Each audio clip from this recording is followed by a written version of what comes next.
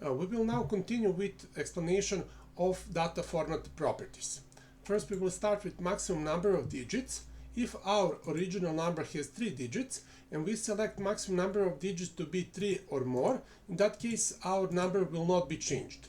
But if we select some maximum number of digits to be smaller than 3, in that case we will use this scientific notation, so this is not really useful property. Much useful property is minimum number of digits. So if our number has 3 digits and we select some number that is 3 or less, in that case our number will not be changed.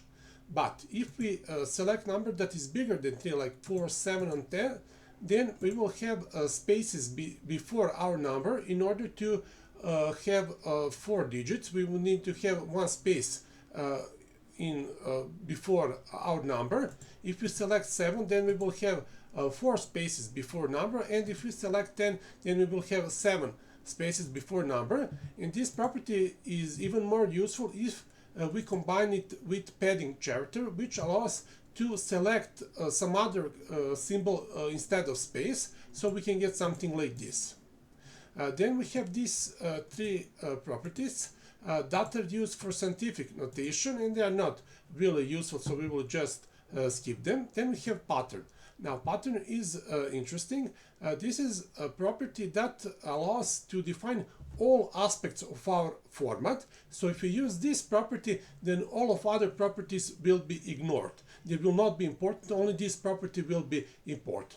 Now what does pattern mean? Well, by using some symbols, here on IBM web page we can see what symbols we can use, or this one, we can actually define our pattern. For example, if I click here, and if I go now to date format and I go to pattern property, this is my pattern. These are symbols that describe my pattern. So I want a number that has 2 decimal places and it has always 4 digits before decimal separator. And this is a result for, if this is my original number, then this is result if we use this pattern. And this is result if we use this pattern.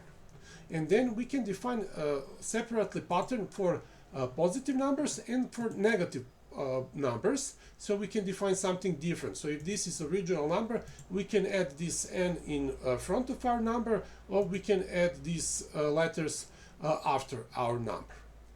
Then we can choose a percentage symbol. It could be a percentage sign or per mil sign.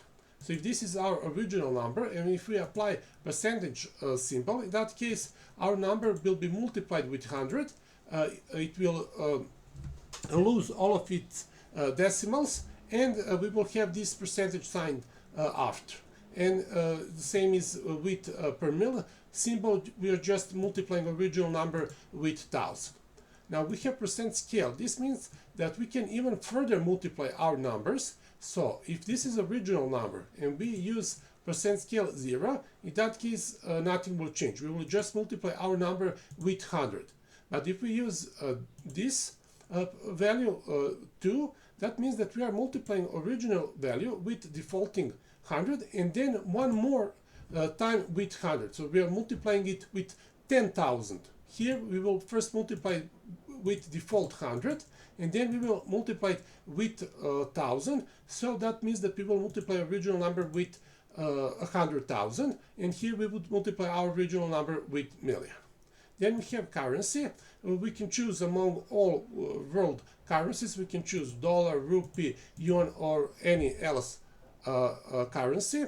Then we can choose where to place our currency symbol, before our number or after our number.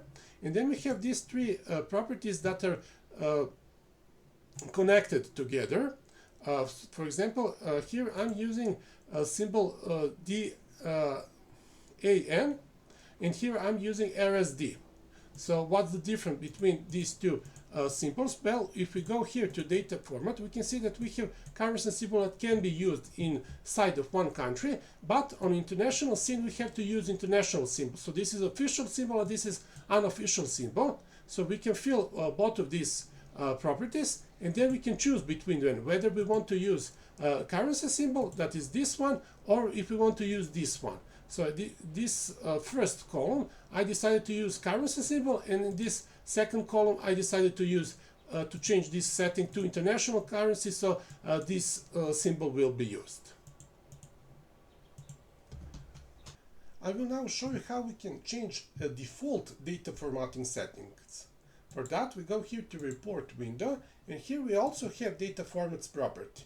We will open a dialog, and for example, for numbers, we can decide the default number of decimal places should be 3. We can also go here to Currency, and we can say that number of decimal places also should be 3.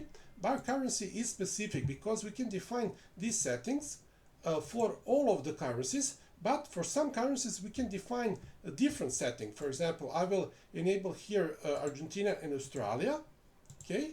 And for Argentina, I can say the number of decimal places should be 2, and for Australia, number of decimal places should be 4. And now we have modified our default settings for currency. We can also delete this modification. For example, I will delete this specific currency, and I will delete this value. In that case, our check in front of currency will disappear, so we only have this check in front of number. I will now close this dialog, and I will jump here to page 2. And we will notice something. We will notice that now we have 3 decimal places after year, because this is default setting. If we select this column and if we go to data format, we will notice that there is nothing inside of this field, because we are just applying default setting. So we would need to change this default setting to 0, for example. And when we click on OK, then our apply data formatting will not be default formatting anymore.